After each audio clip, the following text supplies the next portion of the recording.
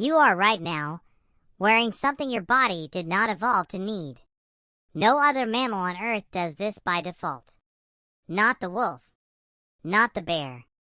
Not even your closest living relatives, the chimpanzees. So why do you? For most of human evolution, the answer was simple. You didn't. Your ancestors were naked, and it worked fine, because they were covered in the same thing every other mammal has. Hair. Then something happened. Somewhere along the way, humans lost most of their body hair, and later, they invented a replacement. The story of how that happened is stranger, and more recent, than you might expect. Here is the first surprise. Scientists cannot dig up ancient clothing and carbon date it directly, because cloth and hide rot away almost instantly on an evolutionary timescale. So how do you figure out when humans started wearing clothes at all? The answer came from an unlikely source: lice.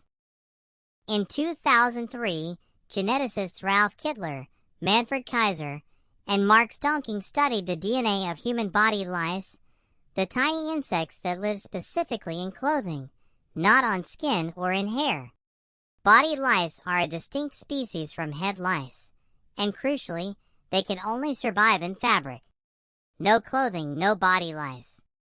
By comparing the genetic divergence between head lice and body lice, the team could estimate roughly when this new species branched off, evolving to exploit a habitat that didn't exist before: worn clothing. Their estimate: somewhere around 170,000 years ago. Let that sit for a moment.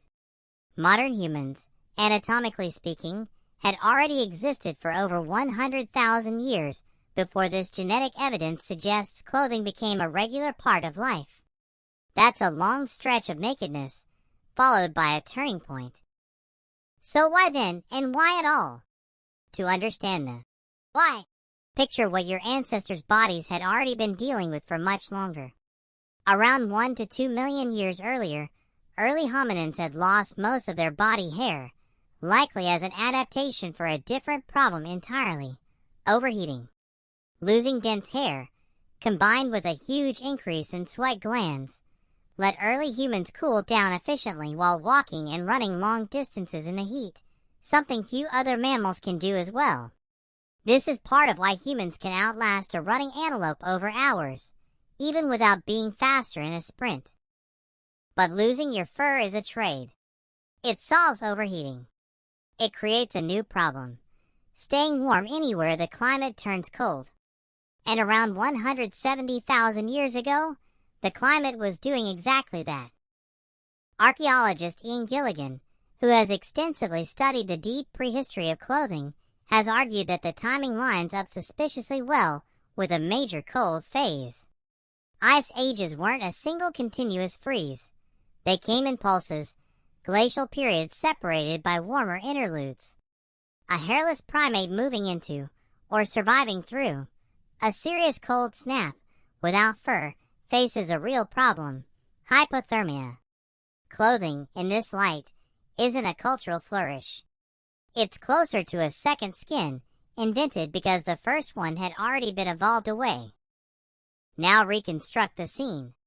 Somewhere in a colder stretch of Africa or the Middle East, a group of early Homo sapiens faces temperatures their bodies are no longer built to handle unaided. Someone notices that wrapping an animal hide around the shoulders, the very same hide already being used for the meat inside it, keeps the cold out. It's not a eureka moment captured in a single genius insight.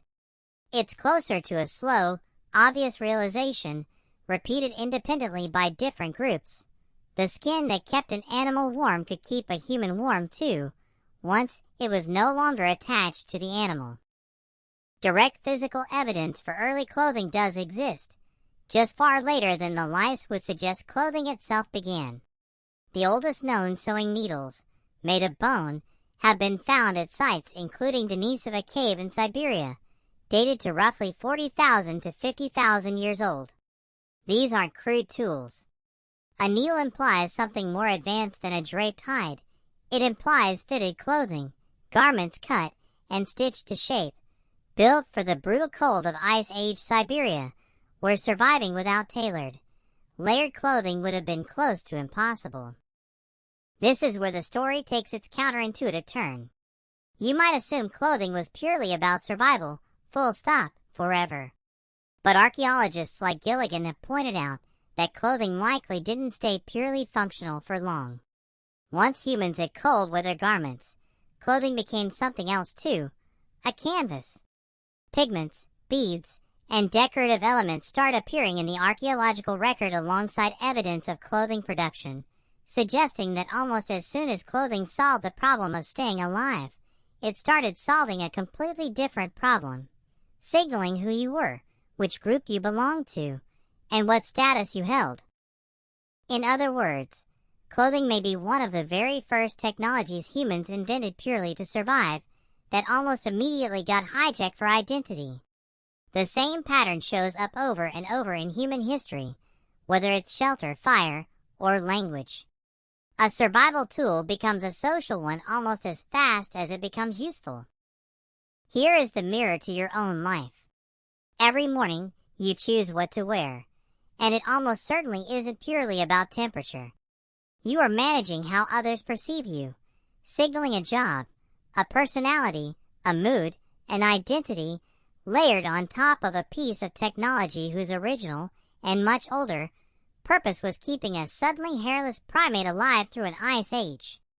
The t-shirt in your drawer and the fitted hide sewn with a bone needle 45,000 years ago are doing, at their core, the exact same job your ancestors first needed clothing for, managing the gap between your naked body and a world that doesn't care whether you're comfortable.